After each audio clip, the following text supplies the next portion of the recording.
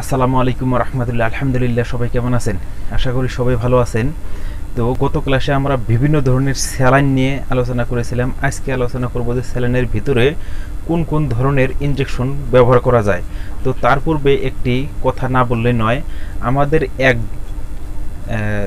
Doctor, উনি যখন সর্বপ্রথম অর্থাৎ উনি যখন এই প্র্যাকটিস করতেছেন অর্থাৎ ইন্টার্নি করতেছেন, তখন তার পাশের বাড়িতে একজন রোগীর এরকম দুর্বলতার স্যালাইন দেবে।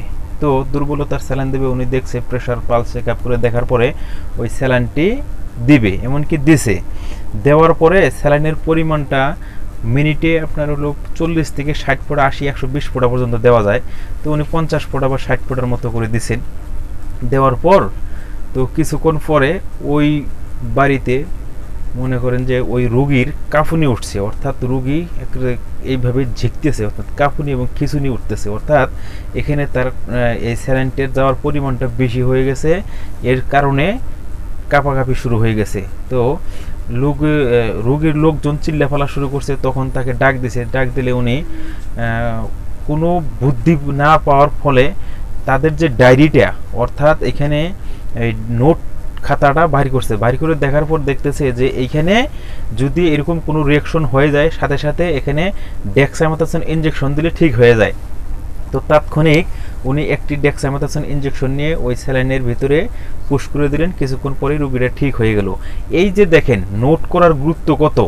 তো আপনারা যদি সম্ভব হয় তাহলে বিশেষ বিশেষ যে ইয়াগুলা, বিশেষ বিশেষ ফর্মুলা এবং বিশেষ বিশেষ লেকচারগুলো এবং অতি প্রয়োজনীয় যে দরকারি লেকচারগুলো বা জিনিসগুলো, এগুলো প্রয়োজনীয় আপনারা নোট করে রাখবেন। তো আশা করি আপনারা বুঝতে পেরেছেন। এবং আপনারা যারা নতুন যারা ভর্তি হয়েছেন এবং নতুন যারা ক্লাস করতেছেন, তাদের জন্য এটি খুবই উপকারী এবং খুবই দরকারি একটা ক্লাস। তো এটি হলো যে স্যালাইন ও ইনজেকশন, অর্থাৎ স্যালাইন এবং ইনজেকশন, আর স্যালাইনের কোন অর্থাৎ স্যালাইনের ভিতরে কোন কোন ইনজেকশন দেওয়া যায়। তো দেখেন, আমরা প্র্যাকটিস করি, অনেক ওষুধের নাম জানি, কিন্তু ওষুধের গ্রুপ মিলানো খুবই কষ্টের। ওষুধ মিলানো বা গ্রুপ মিলানো কিন্তু খুবই কষ্টের। তো আপনারা ইচ্ছা করলেই আপনারা ইচ্ছার মধ্যে গ্রুপ মিলাইতে পারবেন না, কারণ একটি অপরটির সাথে জড়িত, একটি অপরের পরিপূরক। তো ইচ্ছা করলেই আপনারা এই যে কোনো ইনজেকশন বা যে কোনো স্যালাইন কিন্তু আপনারা রোগীকে দিতে পারবেন না। তো দেখেন, আমরা এখানে নর্মাল কিছু স্যালাইনের কথা বলতেছি, অর্থাৎ সাধারণ অবস্থায় যে স্যালাইনগুলো দিয়ে থাকি। তো পরবর্তী ক্লাসে আমরা প্রয়োজনে ধারাবাহিকভাবে স্যালাইনের আলোচনা করার চেষ্টা করব। তো আজকে আমরা শুধুমাত্র যে সাধারণভাবে যে স্যালাইনগুলো দিয়ে থাকি, এরকম কিছু স্যালাইন এবং সাধারণ কিছু ইনজেকশন নিয়ে আলোচনা করার চেষ্টা করি। দেখেন যে দুর্বলতার জন্য এইটি কিন্তু একটি সাধারণ ব্যাপার, অর্থাৎ আমাদের বর্তমানের সময়ে এই যে দুর্বলতার জন্য অহরহ আমরা স্যালাইন দিচ্ছি, অর্থাৎ কারণে অকারণে কিন্তু দুর্বল হলেই আমরা স্যালাইন দিচ্ছি। এটি রোগীর রিকোয়েস্টে আপনারা বা আমরা কখনোই স্যালাইন দিতে চাই না। আমরা মুখে খাওয়ার ইনজেকশন, মুখে খাওয়ার উপরেই গুরুত্ব বেশি দেই, অর্থাৎ খাওয়ার জন্যে। তো এখানেও দেখেন, এখানে রোগীর কথায় কিন্তু আমাদেরকে স্যালাইন দিতে হয়। তো স্যালাইন দিলেই যে উপকার হবে তা না, কিছুদিন ভালো থাকে, আবার অনেক ক্ষেত্রে প্রয়োজনে স্যালাইন দেওয়া লাগে। তো দেখেন, দুর্বলতার জন্য যে স্যালাইনটা দেবেন, এখানে কি কি ব্যবহার করা যাবে। তো দুর্বলতার জন্য আমরা সাধারণ অবস্থায় দেখেন ভিটামিন বি কমপ্লেক্স ইনজেকশন, বিশেষ করে এখানে বিভিন্ন দেশে বিভিন্ন ব্র্যান্ডের থাকতে পারে, তবে আমি গ্রুপের নাম বলতেছি, ভিটামিন বি কমপ্লেক্স। এখানে আমরা 2টি অ্যাম্পুল দিয়ে থাকি, 2টি অ্যাম্পুল, হ্যাঁ, 2টি অ্যাম্পুল আমরা এএমপি 2টি অ্যাম্পুল আমরা দিয়ে থাকি। আর এখানে ক্যালসিয়াম এখানে যদি 2 ml হয় তাহলে এখানে আমরা 2টা দিই। 2 ml হলে 2টা এএমপি অ্যাম্পুল, আর 5 ml হলে, অর্থাৎ এখানে যদি আপনার 5 ml হয়, হ্যাঁ 5 ml হলে 1টি অ্যাম্পুল। আর এখানে ভিটামিন সি আপনারা জানেন পুরোটাই 5 ml হয়, তো এখানে 5 ml হলে 1টি অ্যাম্পুল। তো এখানে দেখেন যে আমরা দুর্বলতার জন্য একটি স্যালাইন এবং 2টা ভিটামিন বি কমপ্লেক্স, একটা 5 ml ক্যালসিয়াম বা 2 ml 2টা, এবং 5 ml একটি ভিটামিন সি ইনজেকশন কিন্তু আমরা ওই স্যালাইনের ব্যাগের ভিতরে দিয়ে থাকি। তো আবার দেখেন যে যদি গ্যাস্ট্রিকের সমস্যা অর্থাৎ পেট ব্যথার কারণে অর্থাৎ গ্যাসের কারণে যদি আমরা স্যালাইন দিয়ে থাকি, তাহলে দেখেন এখানে প্যান্টোপ্রাজল, ওমিপ্রাজল বা ইসোমিপ্রাজল 40 mg ইনজেকশন হয়, এটি আমরা একটি এই ব্যাগের ভিতরে দিয়ে থাকি অর্থাৎ স্যালাইনের সাথে মিশিয়ে দেই। আর এখানে ট্রাইমোনিয়াম মিথাইল সালফেট আমরা কিন্তু এখানে দিয়ে থাকি। তো এখানে একটা গ্যাসের ইনজেকশন এবং একটা ট্রাইমোনিয়াম মিথাইল সালফেট এই দুইটা একত্রে কিন্তু আমরা দিয়ে থাকি। যদি শরীর ব্যথা থাকে বা পেটে ব্যথা থাকে বা আপনার যে কোনো ধরনের ব্যথার জন্য যদি কোনো ইনজেকশন দেওয়ার মনে করি, প্রয়োজন মনে করি এবং স্যালাইনের ভিতরে, তাহলে দেখেন এখানে ট্রামাডল হাইড্রোক্লোরাইড, এটা আইভি দেওয়া যায়, আইএম দেওয়া যায় এবং অথবা এর সাথে এখানে দেখেন কিটোরোলাক প্রিপারেশনের এখানে 30 mg ইনজেকশন কিন্তু আমরা দিয়ে থাকি। তো এখানে ট্রামাডল অথবা ব্যথার জন্য কিটোরোলাক এটি কিন্তু ওই স্যালাইনের ভিতরে দিয়ে দেওয়া যায়। এখন বমির জন্য যদি দেন তাহলে এখানে দেখেন যে ক্লোরোপেরাজিন এইটা আপনারা দিতে পারেন, যেমন ভার্গন স্টিমেটিলের নাম শুনছেন এগুলো, অথবা এখানে ওয়ান্ডারসেট্রন দিতে পারেন অথবা পেলোনোসেট্রনও দিতে পারেন। তো যে কোনো একটি দিলে কিন্তু বমি বন্ধ হয়ে যাবে। তো এর জন্য বমির জন্য আপনারা এই স্যালাইনের ভিতরে এটি দিতে পারেন। এবং পাতলা পায়খানা যদি হয় তাহলে পাতলা পায়খানা হলে এখানে মেট্রোনিডাজল আইভি করে কিন্তু এখানে দেওয়া যায়। মেট্রোনিডাজল আইভি এই স্যালাইনের ভিতরে মিক্সড করে বা একই আপনার হলো পাইপ দিয়ে দুইটা অর্থাৎ মেট্রোন দেওয়ার পরপরই আপনারা ওই স্যালাইনটি দিতে পারেন, কলেরা স্যালাইন দিতে পারেন। তো অ্যান্টিবায়োটিক হিসেবে আপনারা দেখেন এখানে সিপ্রোফ্লক্সাসিলিন, এখানে আপনারা সেফট্রিয়াক্সন, অ্যামক্সাসিলিন, সেফরাডিন, সেফোরক্সিম এই জাতীয় যত ধরনের ইনজেকশন আছে এই ইনজেকশন কিন্তু আপনারা ওই স্যালাইনের ভিতরে আপনারা দিয়ে দিতে পারবেন। এরপরে দেখেন যদি প্রেশার কম হয়ে যায় অর্থাৎ প্রেশার কম হয়ে যায় তাহলে কিন্তু আপনারা এখানে দিতে পারেন, দেখেন যে ডেক্সামেথাসোন অথবা হাইড্রোকর্টিসন ইনজেকশন এই স্যালাইনের ভিতরে দিতে পারেন। আবার দেখেন অ্যালার্জির জন্য বা অ্যালার্জির রিয়াকশন ঠেকানোর জন্য কিন্তু এখানে ডেক্সামেথাসোন, মিথাইলপেডনিসিলিন অথবা এখানে ক্লোরফেনিরামিন মেলিয়েট যে হিস্টেসিন প্রিপারেশন এটি আপনারা কিন্তু দিতে পারেন। তো এই যে এতগুলো এখানে সামান্য কয়েকটি বিষয়ের কথা বললাম এবং অন্যান্য সকল বিষয়ের ক্ষেত্রে কিন্তু আমরা অন্যান্য অনেক ইনজেকশন আমরা এটি দিতে পারি। তো এখানে মূল কথা হলো যদি পাতলা নর্মাল স্যালাইনের ভিতরে আমরা কিন্তু এই ইনজেকশনগুলো দুর্বলতার জন্য, গ্যাস্ট্রিকের জন্য, ব্যথার জন্য, বমির জন্য দিতে পারি।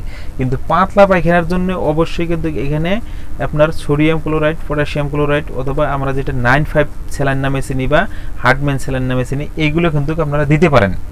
আর এখানে অ্যান্টিবায়োটিক যে কোনোটার ক্ষেত্রে দেওয়া যায় অর্থাৎ নর্মাল স্যালাইনের সাথে মিক্সড করে দেওয়া যায়। তো আমরা আজকে এই ইনজেকশনের যে ব্যাপারগুলো অর্থাৎ কোন কোন ইনজেকশন ব্যবহার করা যায় তো এর একটা নমুনা দেখানোর চেষ্টা করব যে সাধারণ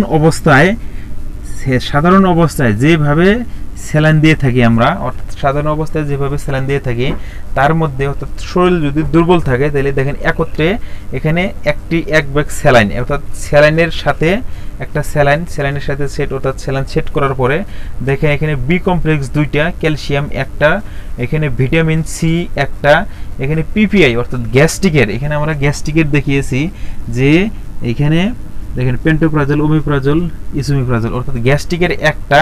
এরপরে এখানে দেখেন যে প্রেশার কম হলে ডেক্সামেথাসোন অর্থাৎ শরীর যেহেতু দুর্বল আছে প্রেশার কম থাকতে পারে তো এই ক্ষেত্রে আপনারা ডেক্সামেথাসোন বা হাইড্রোকর্টিসন এখানে দিতে পারেন। আবার যদি দেখেন এখানে যে পাতলা পায়খানা হয়ে যায় তো পাতলা পায়খানা হলে এখানে দেখেন যে স্যালাইন দেবেন অর্থাৎ কলেরা স্যালাইন এখানে দিতে হবে। তো কলেরা স্যালাইনের সাথে আপনারা মেট্রোনিডাজল আইভি, সিপ্রোফ্লক্সাসিলিন আইভি, এমনকি সিপ্রোফ্লক্সাসিলিন দিলে অনেক সময় অ্যালার্জির রিয়াকশন হতে পারে, এক্ষেত্রে আপনারা ডেক্সামেথাসোন দিতে পারেন। এমনকি অতিরিক্ত গ্যাসের কারণে ইচ্ছা করলে আপনারা এখানে পিপিআইও কিন্তু দিতে পারেন।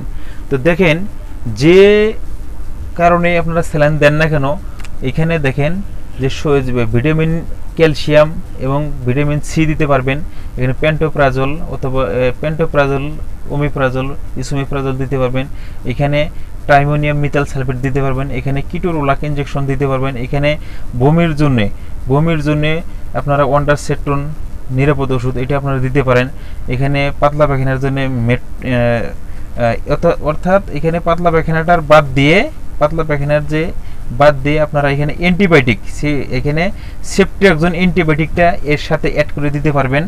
তো এখানে ডেক্সামেথাসোন ইনজেকশন দিতে পারবেন। তো দেখেন তাহলে এখানে আপনারা দিলেন হলো যে ভিটামিন বি কমপ্লেক্স একটা, এখানে ক্যালসিয়াম একটা, ভিটামিন সি একটা, এরপরে প্যান্টোপ্রাজল ওমিপ্রাজল অর্থাৎ পিপিআই এখানে একটা, টাইমোনিয়াম একটা, এখানে ট্রামাডোল অথবা কিটোরোলাক এখানে একটা, এরপরে দেখেন যে বমির জন্য একটা, এটা 7 নম্বর, দেখেন এই 7 নাম্বার। এরপরে এখানে আপনারা সেফট্রিয়াক্সন ইনজেকশন একটা, আর এখানে ডেক্সামেথাসোন ইনজেকশন একটা, এই হলো 9। অর্থাৎ এখানে আপনারা ইচ্ছা করলে 9 ধরনের ইনজেকশন একটি স্যালাইনের ভিতরে পুশ করতে পারবেন যদি প্রয়োজন হয়। অর্থাৎ এখানে শর্ত হলো যদি প্রয়োজন হয়, এই প্রয়োজনে আপনারা এই স্যালাইনগুলো দিতে পারেন। এমনকি শুধু তাই না, অত্যাধিক পেটের ব্যথার কারণে এখানে আপনারা বিভিন্ন ধরনের, অর্থাৎ এখানে যে অর্থাৎ ডাইজিপাম গ্রুপের যে ইনজেকশনটা, অর্থাৎ এখানে আমরা জানি যে সিডিল ইনজেকশন, অথবা এখানে আপনারা জানেন যে সিডাক্সিন, বা এখানে যে এই জাতীয় অর্থাৎ ডাইজিপাম গ্রুপের যে ইনজেকশনগুলো, এগুলো কিন্তু এর সাথে একটা অ্যাড করে দেওয়া যায়। অর্থাৎ 10-15টা ইনজেকশনও কিন্তু একসাথে দেওয়া যায়। তবে যদি আপনি না বুঝতে পারেন তাহলে আপনি ওইভাবে দিবেন না, আপনি শুধুমাত্র এখানে vitamin B complex, calcium, vitamin C, একটা গ্যাসের ইনজেকশন, আর এর সাথে একটা বমির প্রয়োজন হলে বমির ইনজেকশন, আর যদি প্রয়োজন হয় ডেক্সামেথাসোন ইনজেকশন। তো এই কয়েকটা কিন্তু একত্রে করে অনায়াসেই দিতে পারবেন। আর যদি রিয়াকশন হয়ে যায়, অর্থাৎ এখানে রিয়াকশন হলেই আপনারা করসন বা হাইড্রোকর্টিসন অথবা ডেক্সামেথাসোন ইনজেকশন দিলে কিন্তু, অথবা অ্যাভিল, অথবা এখানে আপনারা দিতে পারেন যে হিস্টাসিন জাতীয় ইনজেকশন দিলেই কিন্তু এটি, অর্থাৎ এখানে অ্যাড্রিনালিন ইনজেকশন দেওয়া যেতে পারে। এগুলো দিলেই এই রিয়াকশনটা কিন্তু সাথে সাথে কী হবে, থেমে যাবে, অর্থাৎ রিয়াকশন কমে যাবে। তো আপনারা এইভাবে স্যালাইনের ভিতরে অনেক ইনজেকশন দিতে পারবেন। আর যদি আপনারা এইভাবে না বোঝেন তাহলে আপনাদের মতো স্বল্প পরিমাণে ইনজেকশন দিবেন। আপনারা জানেন যে ইনজেকশন এবং সাপোজিটরি একই রকম প্রায় কাজ করে, অর্থাৎ ইনজেকশন যেরকম দ্রুত কাজ করে সাপোজিটরিও একই রকম দ্রুত কাজ করে। তবে ইনজেকশনের চাইতে সাপোজিটরি নিরাপদ বেশি, এই জন্য আমরা সাপোজিটরি বেশি ব্যবহার করে থাকি। তো আশা করি আজকের ক্লাসের মাধ্যমে আপনারা অনেক কিছু বুঝতে পারছেন, জানতে পারছেন। অর্থাৎ এখানে আপনারা যেভাবে ব্যবহার করবেন, তো এই সূত্র অনুযায়ী যদি ব্যবহার করেন তাহলে কোনো সমস্যা নাই।